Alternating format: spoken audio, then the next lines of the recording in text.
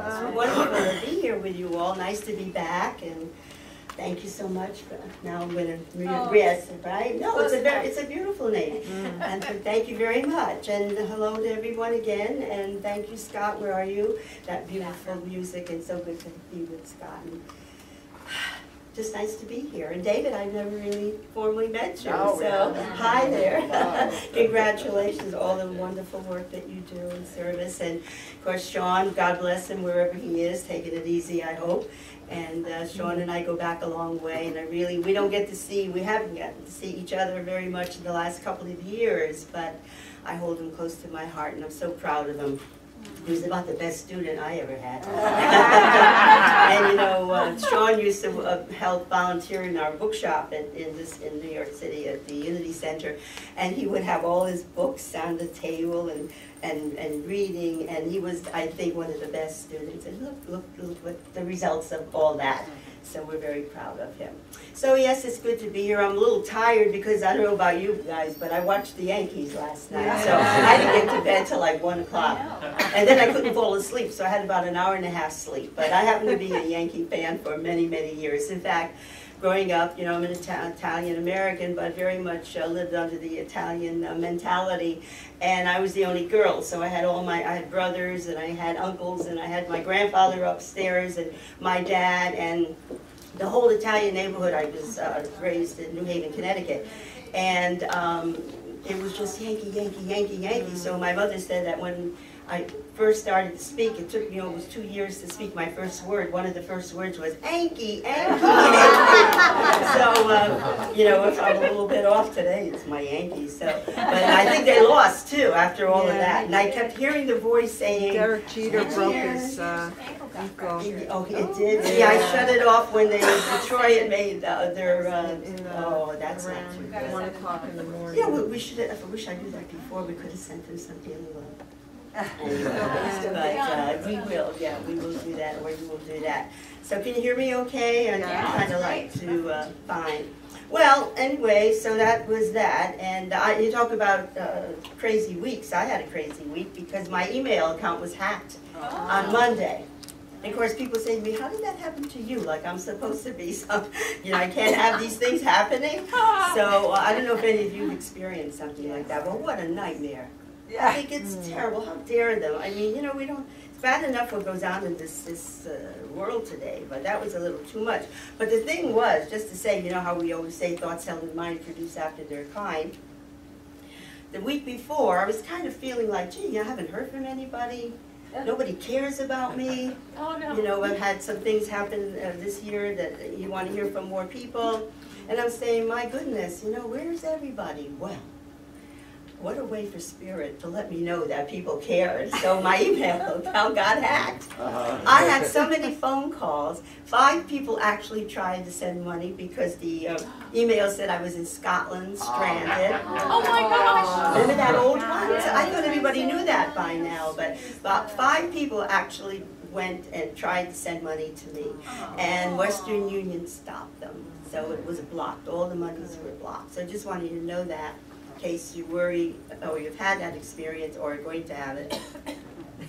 I mean, today nobody knows. I didn't even know what was happening. So anyway, just to say, so here, you know, I said, gee, I wish I could manifest everything like that. Saying, oh, boy, nobody cares, you know, nobody cares. But anyway, I want to talk today a little about the promise of a good life. And, you know, Helen Keller, my favorite woman, most inspirational woman for me, and one of the most in this generation. And she said, you know, life is an adventure. And if you look at the word adventure, if you look it up, it means having a remarkable experience. And of course, she proved so many ways the remarkable experience that she had coming in and, you know, having all the handicaps, but yet there was that spirit in her that was awakened, and she realized there was a lot more to life than just her handicaps, and she was an inspiration to all of us. And so to talk about life is a remarkable experience, and the promise of a good life is something we need to remember always, because as we're learning in Truth Students, and Unity, of course, it teaches the practical Christianity, and we teach the principles of Jesus Christ and how to apply them daily in our lives. But sometimes we forget that, and we forget the promise. But thank goodness for unity, all that we learn. James Diller Freeman, our wonderful late unity poet, said that unity is more a teaching than a creed, and more an attitude than a teaching.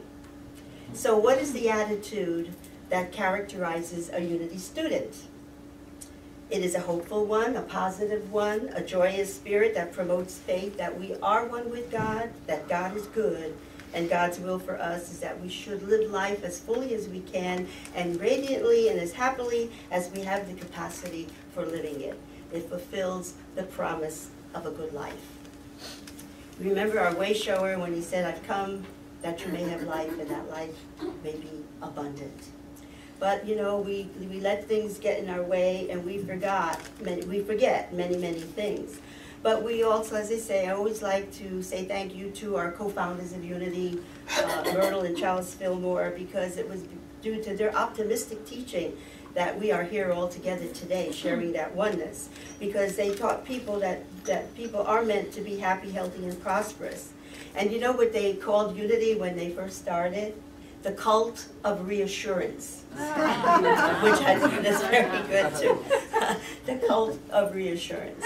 But that didn't stop them from what they started, and I always say we like to give thanks to those who came before us, and that we are realizing that we are individualized expressions of God.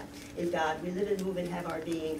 I love that. That is my favorite statement of faith and truth, because when we say it, and if we kind of program ourselves to say it every day and different times when you're challenged to say, in God I live and move and have my being.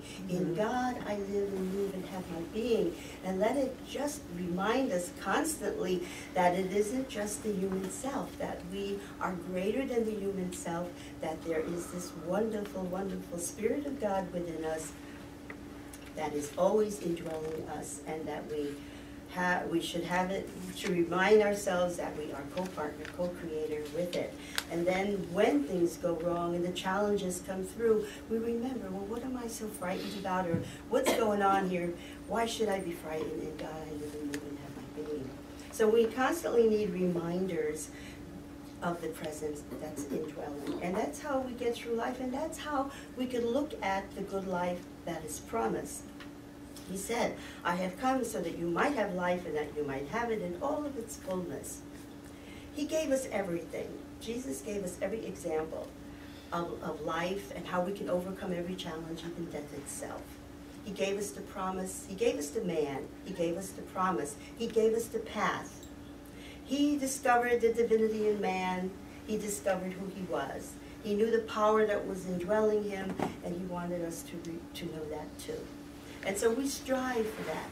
But there are times with all that's going on in our lives, we get so caught up in the outer, as you know, and we give our power away to things and people and circumstances and situations, forgetting that the power indwells us, and that there's something greater than any problem that we're experiencing. Any problem that we're experiencing, God is greater.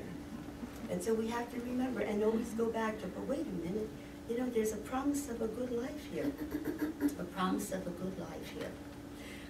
Søren Kierkegaard, a Danish theologian and philosopher, he said, if I were to wish for anything, I should not wish for wealth or power, but for the passionate sense of the potential. And pleasure disappoints, but the possibility never. And what wine is so sparkling, what so fragrant, what so intoxicating as possibility? It's the stretch of the mind, the continuous opening of process of the mind. Once when I was on a retreat, they asked us that what would we like written out on our tombstone? And there was a man that wrote out stretch. Stretch. He wanted stretch on his tombstone. Because that's what we need to think, to stretch. Don't think small. The Bible is a book of big ideas. So we don't want to think small. Stretch and grow. But what happens is, you know, we have to watch out for the closing of our minds, because we have so much working for us, But due to the different emotions of the fear, the lack that we're thinking, or we're not healthy, you know, that all gets in the way. And so what happens is we close our mind and we think that there is no potential. We think that there is no possibility for us, and we forget that we have been promised a good life. Jesus was a groundbreaking, exciting teacher. He had to be, because look at where the teaching has gone, right? Way over 2,000 years. But I think it's only really lately that people really are tapping into their spirituality more than ever, because there's so much that's not satisfying. There's so many things that are going wrong in our world. We have a lot of challenges today, but if you look back, there were challenges even way, way back there. So I believe, you know, that everybody wants to play God, but God is the creator of this planet, and God is good all the time. And so everybody can think of what needs to be done. But the more, if they would only wake up completely, our world leaders, to be enlightened, that's what we need to pray for them to be enlightened, to do what is right for all humankind, and get out of the way, and help that way. And some of them are, so we have to wait. But what I guess my point is, no matter what's going on in the outer, remember there is something greater moving through this entire universe. And so there has to be at some point a faith, our faith within us, and to trust, because faith is the conqueror of fear. Whatever anyone's feeling, perhaps you're unemployed, or perhaps you're not feeling well, or maybe you're worried the financial pressures, there's always a way. But we have to remember what we have within us. And when we realize we're individualized expressions of God, and the Spirit of God lives in us, that divinity in us, that spark of divine that is always there, your light never goes out. When you came in here, maybe it was a pilot light, but the minute you all got together and singing, I thought I was in the theater. I mean, it was just so wonderful and uplifting, because we come together as one, as we were created to be. And it is through that oneness that we're lifted up, and that we can see clearly a little more about just what truth is. And so thinking about that, you know, I'd like to use myself for an example of, because sometimes, you know, we get so many challenges, and we don't see that within every challenge is an opportunity. About 4 years ago, my husband became ill. In fact, I think I came here at the time he started getting ill. And so for 4 years, I was really doing caregiving. And it was a very painful process. My husband just passed in February. And it was a long, long process, a painful process.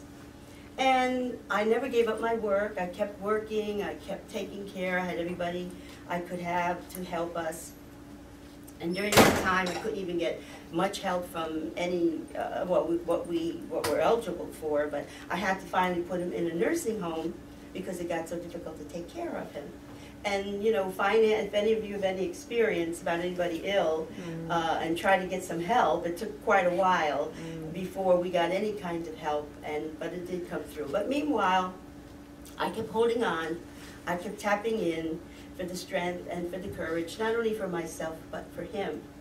And I thought, well, you know, I'm just going to keep, I refuse to give up my career or my teaching or my ministering. I had 2 very successful ministries in New York and also in California, and I put a lot into that, but I knew that somehow we'd get through it. And so what was happening during this time was, actually my husband was giving me a gift, which may sound strange, but the gift of, while I'm going through this, I became a family caregiver. And because of that, and because of the process that it is, and I was, you know, I thought that when you first begin something, being a caregiver, you say, well, you know, people don't identify themselves as caregivers who are taking care of anyone. And so this is my husband, so I want to take care of him. I love him, and I want to take care of him. And the caregiver will take care of a mother or a father, and they feel, well, this is my duty, but I want to. It's a love in action experience in any event. And so, working with that, I said, you know, I started thinking to myself, if I'm feeling this way, that I'm getting depressed, I feel so helpless, I feel so powerless, there's just so much I can do. And not only that, you're watching this powerful man become a shadow of the person he was. My husband was a quite famous opera singer named Giovanni Concilio. If you go on the YouTube or whatever, we have some arias there. So he had a wonderful career, and he lived this life to the fullness, but still, you know, going through the process. So I said a prayer, and I asked God to expand my work into family caregiving. Now, I didn't know how that was going to happen, okay? But that was my prayer. So I was guest speaking at Marvel Collegiate Church, and there was a gentleman who was there. And when the presentation was over, he came over to me and he said, you know, I enjoyed your presentation so much. And he said, I'd like you to do a presentation for my organization and for us. I says, well, what do you do?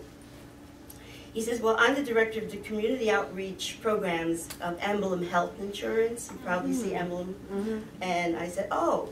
I says, and what exactly would you like me to do? He said, well, I am also the co-founder of the New York City Coalition for the Family Caregiver. And he said, I would love for you to join us and do a presentation for us. So you see what I mean about the prayers and working, and a new door opened, excuse me. And so a whole new door opened. Well, I started doing presentations, and before you know it, I was doing so many a month, going out. They pick me up in the town car. I go out and do the presentations, and they take me back. And I've won, like, I'm not trying to blow my horn, I'm just showing you the challenge, the opportunities within the challenge. And now they've formed a New York City Partnership for the Family Caregiver, and I'm co-chair. And I'm doing group support meetings for caregivers, and actually 2013, we're gonna go into corporations. So I'll be doing work with the corporations, and anyone who has, for example, any employer who has Emblem Health for their medical benefits, they will offer this group support meeting for family caregivers, because there has been so much little awareness about the caregiver. You know, there's 65 million caregivers in this country. And if it weren't for President Obama, who finally made November Family Caregiver Month, and that's because he had to do something for the veterans. Because in the way the veterans are coming home, you know, they patch them up, they send them home, the husband or wife that's in the military, and then who's taking care of them? Well, they're both caregivers. The children are caregivers. And what's happening with the children? What's happening with the children, the teenagers, who are taking care of maybe their father or mother, and then saying, well, look what's happened to them, where's my dream going? What's going to happen to me? What's my goal going to be? So finally, this awareness, it's starting to really move. In fact, you probably see so many things about the family caregiver. But you see, the thing was that here I am thinking, you know, the gloom and the unhappiness and the sadness. But all the while, there's something else happening through this experience, and I only teach what I experience. That's all I talk about, is really what I've been through or how I got through. I've had breast cancer 3 times, no chemo, radiation, done loads of work, have counseled hundreds of people in California, helping them to see life in a different way as we as truth students see it. So no matter what's going on in your life, my point is that whatever it is, there is something in it for good. And even sometimes the worst experiences we have to tell ourselves, you know, like I'll say sometimes, God, I really don't like today, because I script at night, like how the day went, and I will say, you know, God, this was a lousy day. It was a really lousy day, but I will pronounce it good. I will pronounce it good, because somewhere there is something good that my soul is working out, because life are lessons for the soul. And when we're together, and like with my husband, we were together many, many years, and it was like the 2 souls had work to do. When he came to this country, he's from Italy, I met him a couple of months after that at a performance, because I had actually moved to New York to pursue a singing career. And then I met him, and I sang for a couple of years, and then I just loved being supportive of him. But the 2 souls had worked together. See, I had supported him, helped him here, and did all I could for him, and then, okay, he was a wonderful husband, I have nothing to complain about, but here's the greatest gift he gave to me, because I've expanded my work, I could serve more, I'm able to reach people. They're looking at their caregiving role to taking care of themselves. And so, you know, we look at it and we see that. We see it clearly. As he said, a big change this year. And I'm in a transition, actually. Because years ago, I had the ministry, and I've done a lot of teaching. I've done TV work. I've done so much, never realizing that I would be now doing family caregiving and ministering in a different way. Now, even with going into corporations, who ever thought at this point in my life I'd be going into corporations? That's a challenge in itself, right? So we have to keep it universal. Can't go in there and, you know, start with, oh, the Christ within you. We know that. They probably look at me with four heads, you know. So, and say, oh, where'd she come from? So anyway, but looking at life and the promise of a good life, and I didn't look at the clock, because I don't, you know, because sometimes I've spoken here and they say, you go too long. But I wanted to share with you my story on that. But, you know, sometimes, often we'll say in the way of, well, you know, I had to say, how are you? Oh, I'm okay. You know, I'm in the flow. And I always hear that and they go, well, I'm in the flow. I'm in the flow. And I always say to myself, you're in the flow. Have you really stepped into the flow? Because if we're in the flow, we have to travel lightly. We can't go into the flow with all kinds of problems and resentments and failures and disappointments, because then that keeps us stuck. So we have to release them and create a space for new attitudes and new possibilities, okay? Like Jesus said, told us to travel light. If you're going to go in the flow, travel light. He said, give life the light touch. Consider the lilies of the field. We know that so well. How they grow, they neither toil nor spin, yet I tell you, even Solomon in all his glory was not clothed like one of these. So what really gets in our way, do you think? What keeps you from living the good life, or the whole feeling of a good life?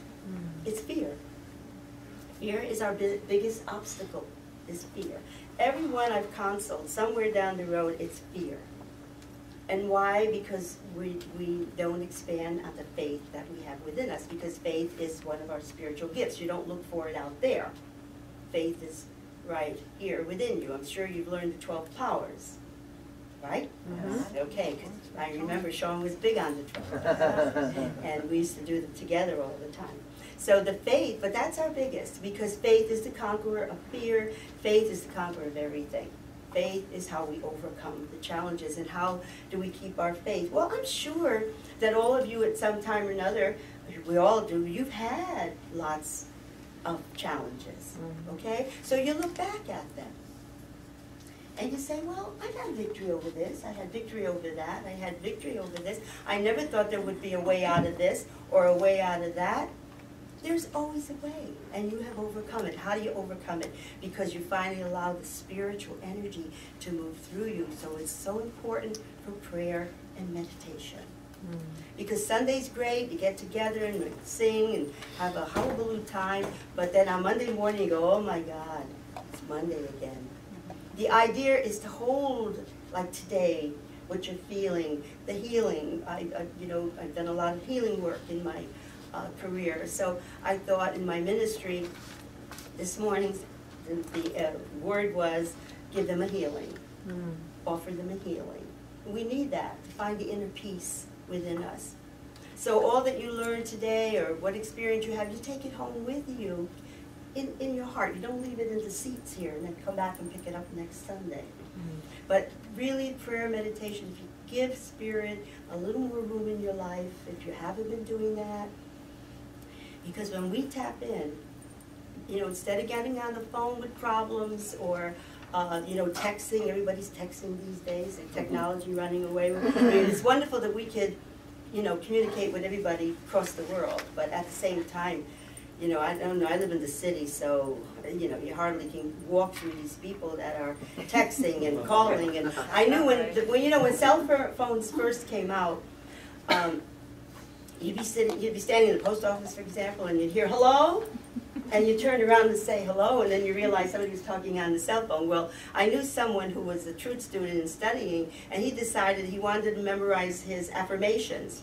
So on the street in New York City, because anything goes, he would walk and he would put his hand on his here like he had the cell phone and say, you know, the presence of God, I am power, I am this, I am hell, I am, and he would walk down the street and do it. So that was good, but now it's gotten to the point where it's really has exploded, and you know, and all the things now, and I forgot what I was talking about. But anyway, going back to all that technology, it's all wonderful, but you know, when we're having our challenges, the best thing and how to build and tap into the faith within you is to get centered and be quiet and have, even if it's 5 minutes, 3 minutes, sit yourself down, center yourself, tap into this beautiful light, the Spirit of God, the Christ within you. I noticed I always like to look and see what's going on in ministries, and I saw right away the golden key, Emmett Fox. That if you can't think of anything else, instead of thinking of your problem, think of God instead. God is here with me. God is here. God is here. God is powerful. All mine. God is with me. The 4 words, God is with me. So when you're shook up and you're getting thrown, God is with me. God is with me. And the more we do that, the more you'll find the spiritual energy awakens in you, moves through you, and then begins to take charge of the physical. You know, we were created in God's image and likeness, and he said, let us have dominion, let them have dominion over all. They will have dominion over all. Okay? So that means that we are spiritual beings having a human experience. It's not the other way around. We're not humans having the spiritual. We'll blend them together and work with them. And so we want to really call on our faith power to stand up to our fear and look it right straight in the eye and say, I'll overcome you because I want the good life promised. All through the Bible, there are wonderful passages of faith that deal with fear. Okay, here's a few of them. Fear not, from Isaiah 41, chapter 41, verse 10. Fear not, for I am with you. Be not dismayed, for I am your God. I will strengthen you. I will help you. I will uphold you with my victorious right hand. Say to those of a fearful heart, be strong and fear not. Behold, your God will come and save you. Isaiah 35, verse 4. I sought the Lord, and he answered me and delivered me from all fears. The Psalms are wonderful. They're my favorite. You could read some of them, you could pass over, but most of them, it's really, really beautiful, that wonderful connection of David's oneness with God. And then one of my favorites, if God is for us, who could be against us? Romans 8:31. And I always say that if God is for me, who could be against me? And who cares anyway? Yeah. Right? Who cares? You know, who cares? That's what I say all the time. You know, God is for me. So if somebody wants to ruffle my feathers, go ahead. Go ahead and ruffle my feathers, right? We have something greater. But one thing, you know, if you take anything with you today, just remember the promise. I've come to give you life, and that life should be abundant. And to do everything in your power, and that is with the creative power within you, the creative spirit within you, the Christ spirit within you, to call upon it to help you overcome whatever it may be. Because little do you know that in what you're dealing with, there may be this wonderful opportunity that's going to lead you to the promise of a good life. And the greatest pleasure we can give our spirit within us to say, Lord, I trust you no matter what I'm facing, no matter how tough the battle, I trust you. I trust you. So we want to open ourselves and be open and receptive to the promise of a good life. And what way we can do that is, you've heard the expression, the best is yet to be. Okay, well, I like to say the best hasn't happened yet. So that no matter what the wonderful things that have happened in your life, that there's always more, and that even something you say, well, this has happened to me, and it's, oh, so wonderful. And so you just focus on that and nothing more. But everything that happens to us, every wonderful experience, to say, even the lousy experience, well, you know what? The best hasn't happened yet. Get a hold of that today. The best hasn't happened yet. So that even when I'm ready to go over and make my transition, I hope that I have that thought in my mind, well, you know what? The best hasn't happened yet. Because we know that life is eternal. And that we know that no matter what life is, we're going to give it our best. And also be thankful, the gratitude, forgiveness. You know all that. You hear it every week. But I'd like you to go home and say, you know, the best hasn't happened yet. And I'm going to hold to the promise of a good life. Okay, so thank you.